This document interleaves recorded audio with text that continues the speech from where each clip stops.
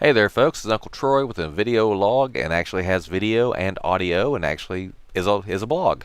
So, hey, we're doing good. Want to show off a little something here before we start. This is a LED powered dragonfly. It's a color changing ornament is what it's called. And yeah, color changing. Can y'all see that? Color changing ornament. And my girlfriend bought this for me. We're not able to spend as much time together as we'd like, so she bought this for me and bought one for herself so that anytime we're apart, we can just turn this on, watch the little colors flashing, and we can know that the other person's on the other side of the state, other side of the country, wherever, thinking of us, thinking of each other. So I think it's pretty neat. So I'm going to watch this color cycle for a while you all say hello to some new subscribers.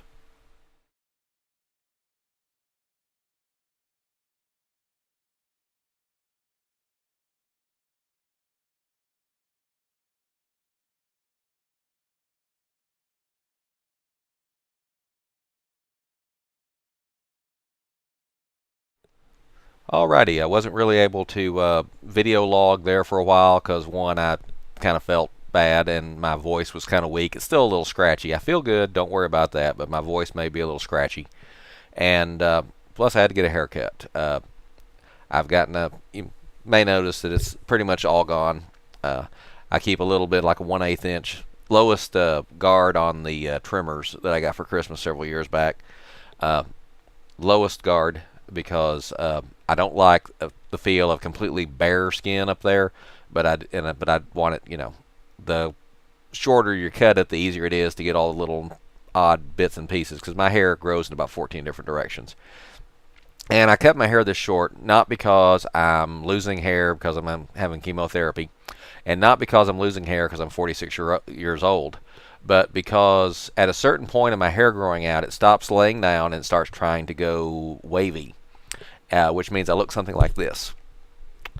So no amount of product, no amount of combing will fix that. So that's why I go ahead and I just keep it cut short if I can't grow it long, and I can't grow it long and work at a hospital because infection control, and I'm in security, and long hair is just a handle somebody can grab and take you around with. Not that I've ever done that during a fight, mind you. Today we're drinking water, by the way. So, big thing. I have a Kindle, which is in a nice little book. Turn it on, and I have a Kindle. Let's start her up here. Whoops. And we have things like Transformers. Dark of the Moon is the movie I'm watching on my Kindle right now. This is a gift, a hand-me-down bit of technology from my cousin, Tech Dolphin. And he's more of a brother than a cousin. And what happened was I have a couple of brothers who are very outdoorsy, sports-type, active people. And I'm pretty stay-at-home, watch TV, read a book, work with computers and technology person. And my cousin, he's a stay-at-home, work with computers, technology person. His brother's an outdoorsy, sports type guy.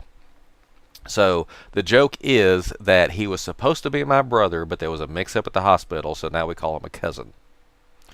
And if you're not from Tennessee, you probably won't get that joke, so never mind. But the point is, his wife decided she needed a new something. And as my girlfriend would say, need is such a harsh word. But basically, she wanted a different bit of technology. So they got a new thing and luckily sent me the old one. And of course, when I turned it on, the first thing it did was wanted me to sign in to my Amazon Prime account, and I don't have an Amazon Prime account. And apparently the official view of Amazon on a Kindle Fire is that it's useless without an Amazon Prime account. So the first thing I did was went out and found a way to install apps that, say a whole screen full of apps there. About half of those were installed without using the Amazon Marketplace. I found a way to sideload apps in here.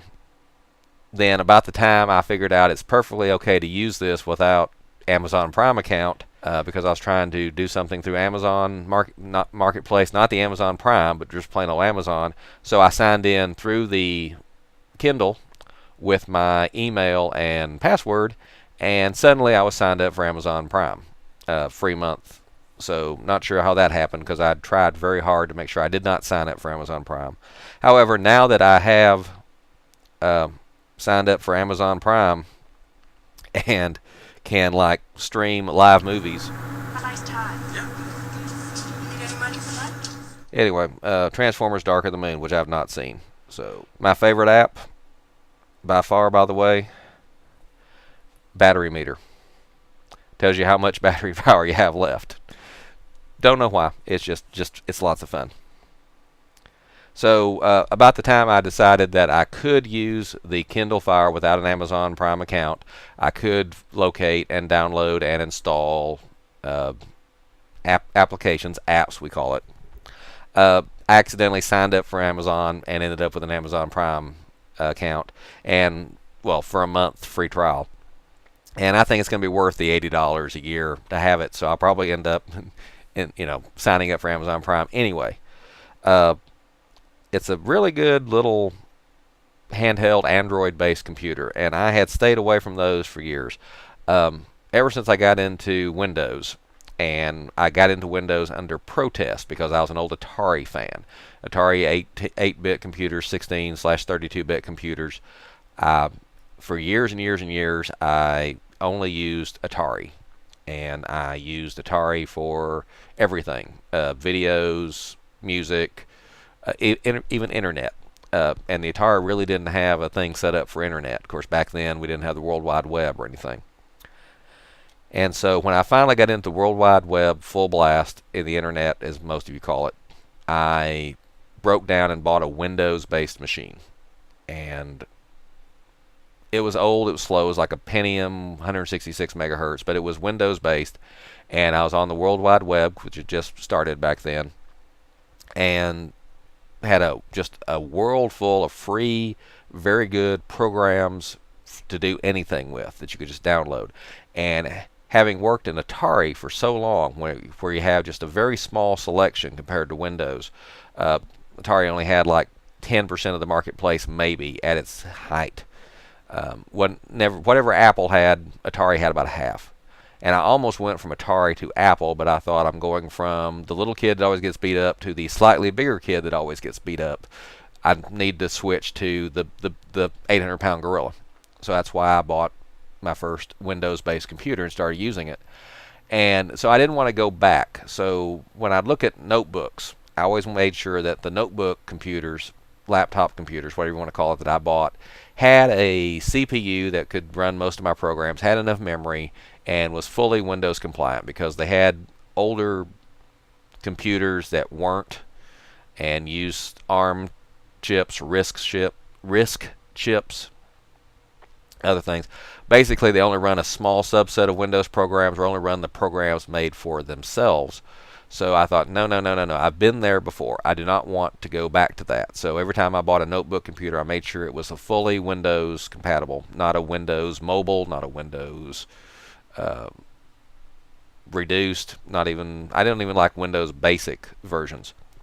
So when smartphones and these ebook readers and whatever came out, I checked them out and found out that they're cheap, they're fun, they're easy to use, but a fully based Windows computer this size costs like $1,000. So sure, these things cost a couple of hundred, but they don't run Windows. They run and I keep forgetting. You turn this thing. Is that not the neatest thing ever? I mean, I know that's just some tiny thing.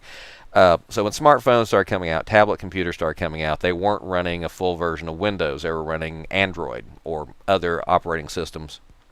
And I thought, no, I don't want that, because I don't want to be limited to what I can use again. So when I got this Kindle, I thought, well, I need to figure out what I can do with it. I don't want to just read books with it. I want to, dupe. But the point is, I wanted to be able to read books, maybe watch movies, videos that I'd recorded myself. I've got a home theater PC set up, and I can record stuff off the TV, so I don't really need streaming video. I don't really need to pay money to download a movie to watch on my Kindle because I've already doing that. I've got all this stuff, already. So round and around I went with that. But when I actually got the Kindle and actually started using it, I realized that, yeah, it is a little harder. You don't have 100 different programs that does something. You only have like a handful. But the Android-based programs that I've used so far seem to be a pretty high quality. Apparently only the best ones get out. I had to take a really hard look at my notebook computer and what was I using it for. And mostly I was using it for reading ebooks, checking my mail, a little light web browsing, reading the occasional comic book or graphic novel. All those things I could do on the Kindle Fire and watch the occasional video, which I can do. I don't have any videos loaded up right now, but luckily the included video viewer with the Kindle is compatible with the particular MP4 files I've been creating with my home theater PC. So suddenly I have a tablet device here. They included this wonderful little leather-esque case, which I kind of like, and you can fold it back here. You can fold it back and make a little display stand, so you can just set that up and watch your movies. And I did that last night in bed, watched a movie. It comes with a web browser. However, you can download a better web browser. And the funny thing is, the best web browser I found for this is called something like Dolphin. So a guy named Tech Dolphin gave me the Kindle, and the best browser I can find for it is named Dolphin. And I think that's funny, or something. Basically, though, this is a Kindle Fire. It's not the Kindle Fire HD. It's like the 2011 model, which means it's old. And it's only got about 5 gigabytes of usable storage space, which I have a lot more books and movies and other things that I'd want to store. And it doesn't have a SD card or anything. You'd think for just a small amount of extra money they could install an SD card reader on this, or a plain old USB port that you could plug a USB memory stick into. One of these things here. Remember these? And you'd think that would be a standard feature on these tablets, but it's not. It's really hard to find one that has that. And I think it's because Amazon made this Kindle, made the Kindle Fire, and the new Kindle Fire HD, which I do not have. But they wanted it to be linked to the Amazon marketplace. They wanted you to buy your books through Amazon. They wanted to buy your videos, watch everything through Amazon. And I can't really blame them for that, but on the other hand, I'm a tech geek. I enjoy messing with stuff. By the way, there's absolutely no reason that I need a flashlight app. Absolutely no reason whatsoever. But I've got one, by golly. And it even does nice things like police lights. And just weird colors. How about a light bulb? You like a light bulb? Anyway, I have absolutely no use for this. All that will do is run my battery down. But I was able to find it, download it, and there we go. That's quick. Let's check our battery level. Our battery level is at 60%. Anyway, the thing is, I've been playing with this for like 3 days now, giggling like a schoolgirl, and finding that while it doesn't do everything, it's not plain Windows. I can't just go to any old website and download any old program. It is worth having. And I figured out things I'm not supposed to be able to do, like watch my videos from my home theater PC. Stop. Basically able to wirelessly send files from my computer to the Kindle. Use the Kindle to wirelessly access files on my computer. Copy files back and forth wirelessly, because the Kindle doesn't come with a USB transport cable. It comes with a simple charging cable, which I got plugged in. There we go. It comes with a simple charging cable. It doesn't come with a USB connector to connect to the computer, and you'd think that'd be included, but no. And I understand the new Kindle Fires come with a charging cable which just connects to the computer, but cannot act as a USB connection to the computer. It just has the charging wires, meaning you have to buy or purchase another wire. And I have cables all over the place. I think this is for a little picture viewer that I don't use anymore. But it turned out the only cable I could find that could connect the Kindle to my computer was one of my nephew's phone charging cables, which is good because I was about to cut the end off this thing and wire it to a standard USB cable. Why they didn't include a USB cable, I don't know. I think the answer is they wanted you to get all your files through the Amazon Marketplace. And if you already had bought a piece of music or a video or something and you wanted to watch it on your Kindle, you'd have to buy it again through the Amazon Marketplace. And that's been pretty much the business model for music and video forever, is you buy something and all you've done is you bought a copy of it on that media, and next week we're going to come out with a new device that uses a different media, so you'll have to buy it again. I'm pretty sure I have the same music album. I've got an LP, old plastic vinyl things. I've got 8-track, cassette, and CD versions of all those. And then I ripped the CD to an MP3 file, and probably I did not break the law because the Supreme Court has ruled that's fair use. You know, I already have a copy of it. I'm allowed to move it to a different device. But as far as the record company's executives are concerned, I stole from them. I stole from them by not buying an MP3 version from them to play on my MP3 device instead of using my legally bought CD to make a copy that I could play on my MP3 device. And I get a lot of that with this, I think.